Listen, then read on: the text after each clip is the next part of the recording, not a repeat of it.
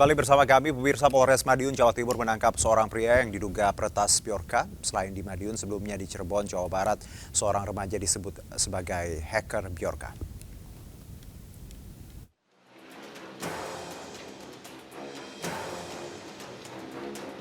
Tim Cyber Mabes Polri bersama Polres Madiun malam tadi mengamankan seorang pria warga Kecamatan Dagangan, Kabupaten Madiun yang diduga merupakan seorang peretas data rahasia Bjorka. Kabar penangkapan terduga Bjorka tersebut beredar di kalangan awak media di Madiun dan langsung mencari kepastian informasi tersebut. Belum ada keterangan resmi dari pihak kepolisian Madiun terkait penangkapan terduga Bjorka yang berinisial MAH. Tidak hanya di Madiun, sebelumnya seorang remaja di Cirebon, Jawa Barat disebut-sebut sebagai peretas Bjorka. Beredarnya informasi Bjorka berada di Cirebon ramai menjadi perbincangan setelah disebut-sebut oleh sebuah akun Instagram bernama Vault Cyber V2. Meski demikian, bantahan muncul dari M. Said Fikriansyah setelah dirinya dikait-kaitkan dengan Bjorka. M. Said mengaku ia hanya berprofesi sebagai editor video. Kalau untuk itu saya sendiri kan berasa saya yang dituduh itu si BJ. Nah, saya itu bukan si BJ karena data-data. Nggak apa-apa. Lanjut aja. Oh, data-data yang tadi. Jadi itu bukan Bukan hacker. Melihat di medsos banyak sekali postingan-postingan tentang anak saya gitu. Dan anak Bapak bukan yang seperti dituduhkan ya? Dan seperti semua orang-orang yang dituduhkan kepada anak saya itu sebetulnya anak saya bukan Bjorka. Sebelumnya informasi keberadaan Bjorka teridentifikasi dalam keterangan resmi yang disampaikan Menko Polhukam Mahfud MD. Mahfud MD mengaku belum dapat mengungkap ke publik meski telah mengantongi identitasnya Bjorka. Ini tidak ada, ini cuma data-data umum yang sifatnya sebenarnya perihal surat ini, perihal surat itu, isinya sampai detik ini belum ada yang dibobol. Motifnya ternyata juga gado-gado, ada yang motif politik, motif ekonomi, motif jual beli gitu dan sebagainya. Sehingga juga ya motif-motif kayak gitu itu sebenarnya tidak ada yang terlalu membahayakan. Bahkan kalau dari hasil kesimpulan tadi, apa yang disebut Bjorka ini sebenarnya tidak punya keahlian atau kemampuan membobol yang sungguh-sungguh, itu hanya ingin memberitahu kepada kita menurut persepsi baik kita, ingin memberitahu bahwa kita harus hati-hati. Kita terus menyelidiki karena sampai sekarang ini memang gambaran pelakunya sudah teridentifikasi dengan baik oleh BIN dan Polri, tetapi belum bisa diumumkan. Gambaran siapa dan di mananya itu kita sudah punya alat untuk melacak itu semua. Untuk menangkal serangan cyber, pemerintah telah mengambil beberapa langkah, di antaranya membentuk Satgas Perlindungan Data Pribadi sejumlah pejabat, termasuk Menteri dan Ketua DPR.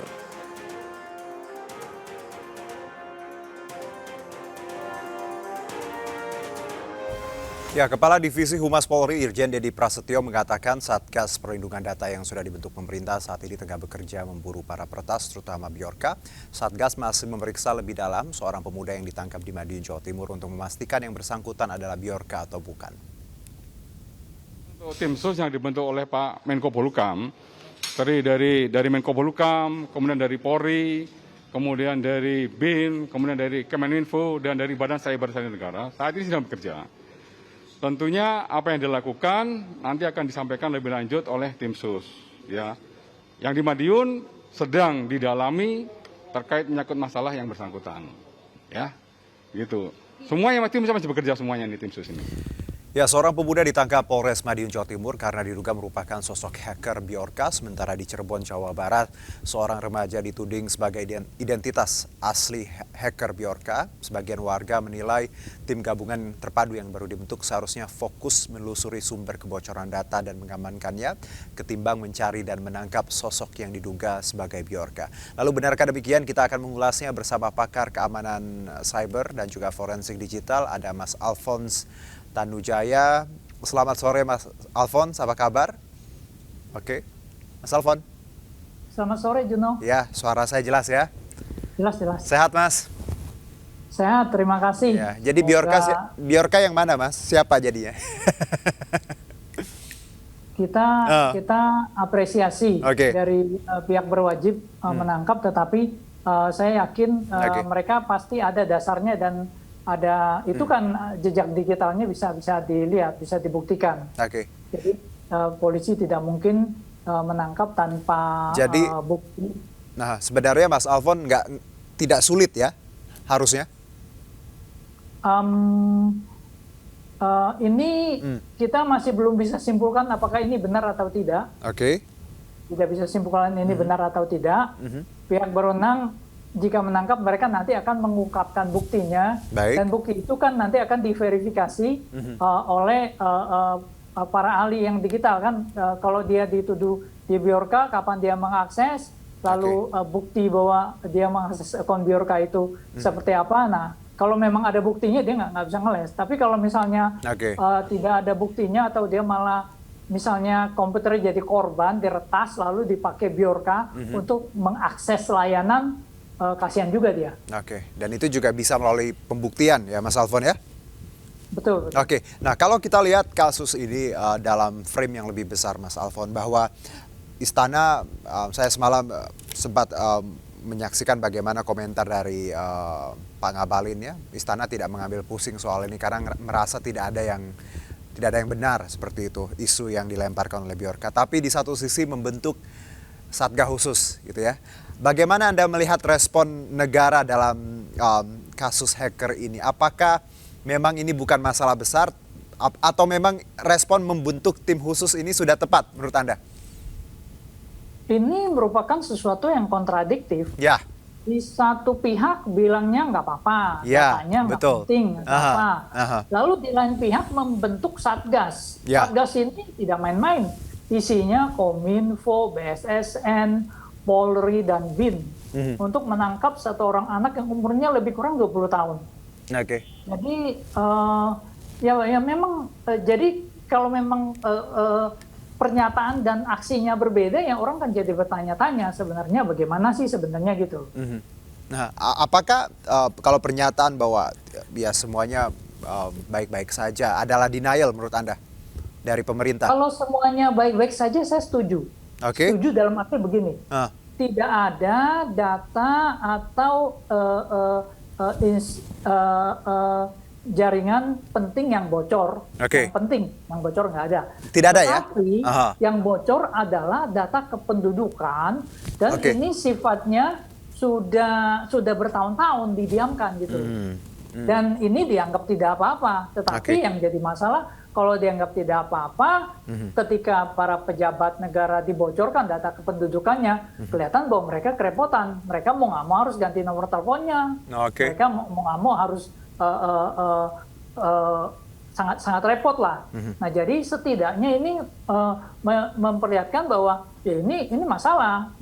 Pejabat ini juga sama dengan masyarakat gitu loh, bahwa masyarakat apa yang diderita masyarakat sekarang juga diderita oleh pejabat kan.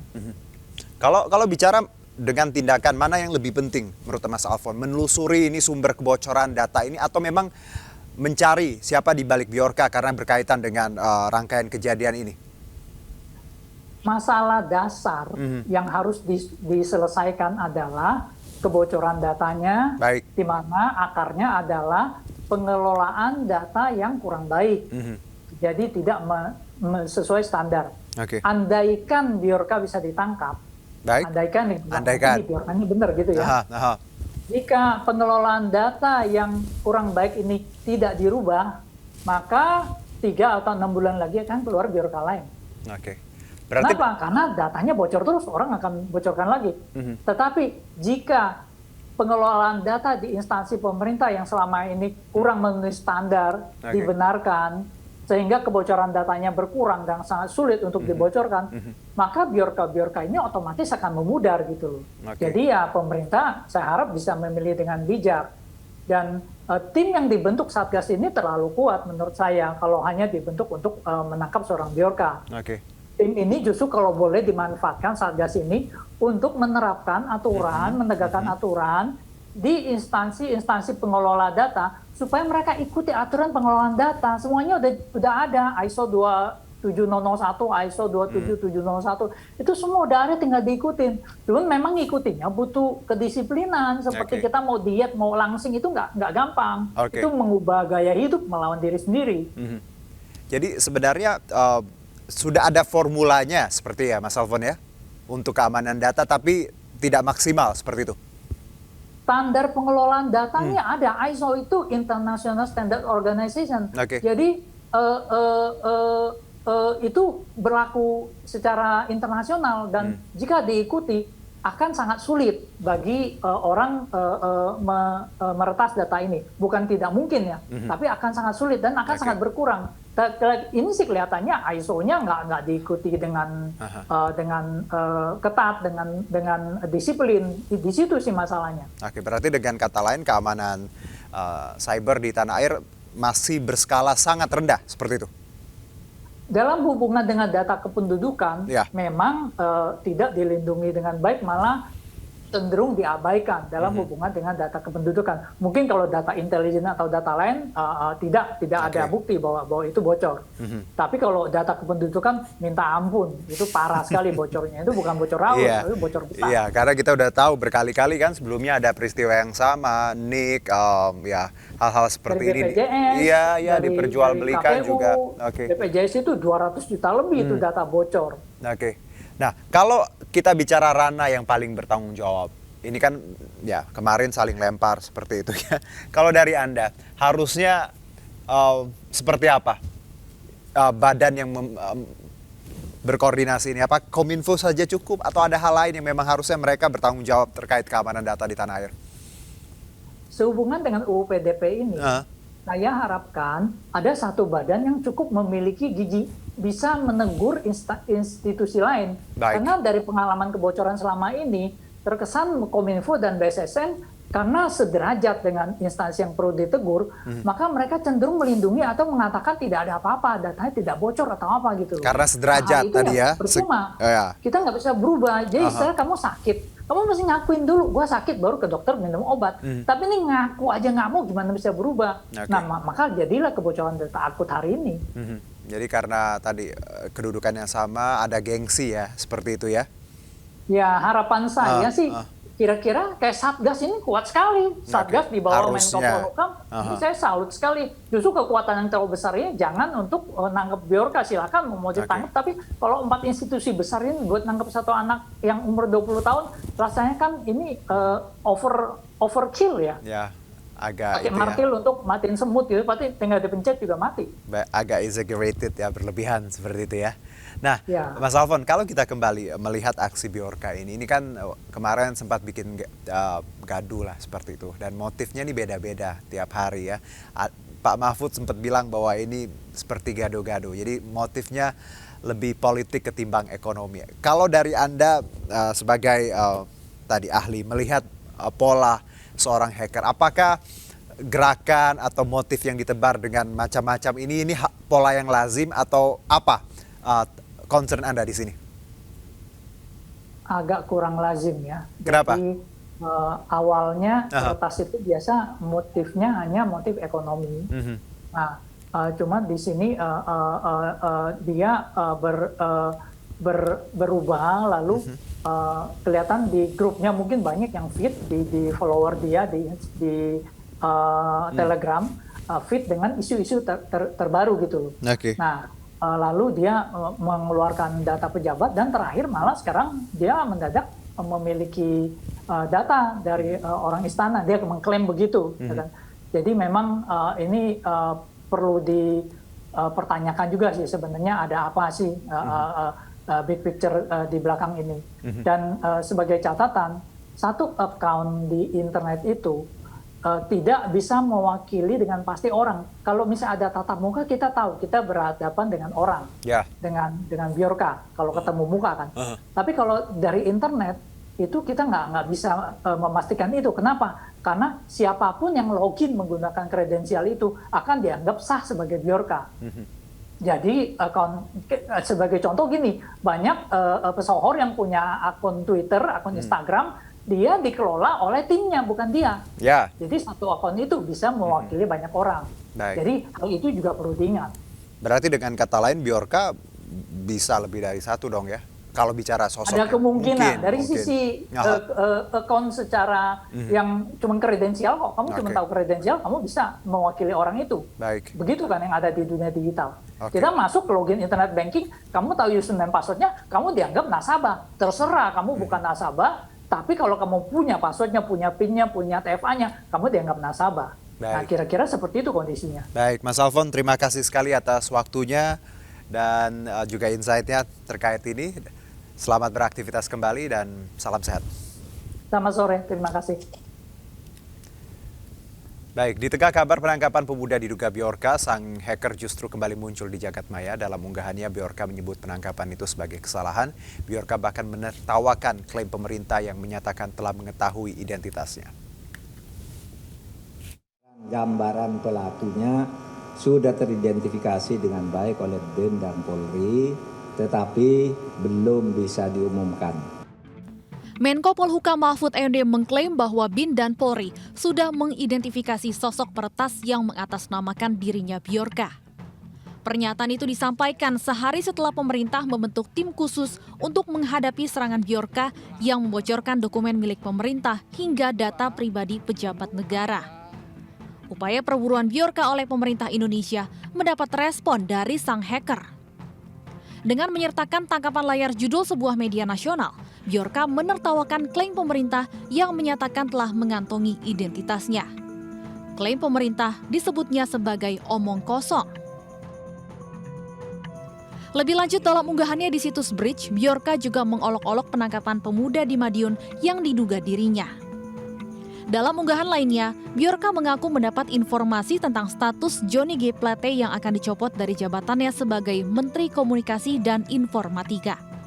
Bjorka mengklaim informasi itu ia peroleh dari teman yang bekerja di istana. Di akhir unggahannya, Bjorka berkomentar soal Jokowi yang membentuk tim khusus untuk memburunya. Bjorka mengatakan semoga beruntung dan mempersilahkan pemerintah untuk menghubunginya jika butuh bantuan menyelesaikan masalah ini. Sebelumnya dalam konferensi persnya, Menko Polhukam Mahfud MD mengklaim data yang dibocorkan Bjorka bukan data rahasia. Mahfud bahkan menyebut Bjorka tidak sungguhan punya keahlian meretas data. Ini tidak ada, ini cuma data-data umum yang sifatnya sebenarnya perihal surat ini, perihal surat itu, isinya sampai detik ini belum ada yang dibobol. Motifnya ternyata juga gado-gado, ada yang motif politik, motif ekonomi, motif jual beli gitu dan sebagainya. Sehingga juga ya motif-motif kayak gitu itu sebenarnya tidak ada yang terlalu membahayakan. Bahkan kalau dari hasil kesimpulan tadi, apa yang disebut Bjorka ini sebenarnya tidak punya keahlian atau kemampuan membobol yang sungguh-sungguh. Untuk itu Mahfud meminta masyarakat tetap tenang menghadapi isu kebocoran data oleh peretas Bjorka. Menko Polhukam juga menyatakan pemerintah telah mengambil sejumlah langkah untuk menangkal serangan siber, di antaranya membentuk Satgas dan mendorong pengesahan Undang-Undang Perlindungan Data Pribadi. Ya, kami akan segera kembali usai jeda berikut.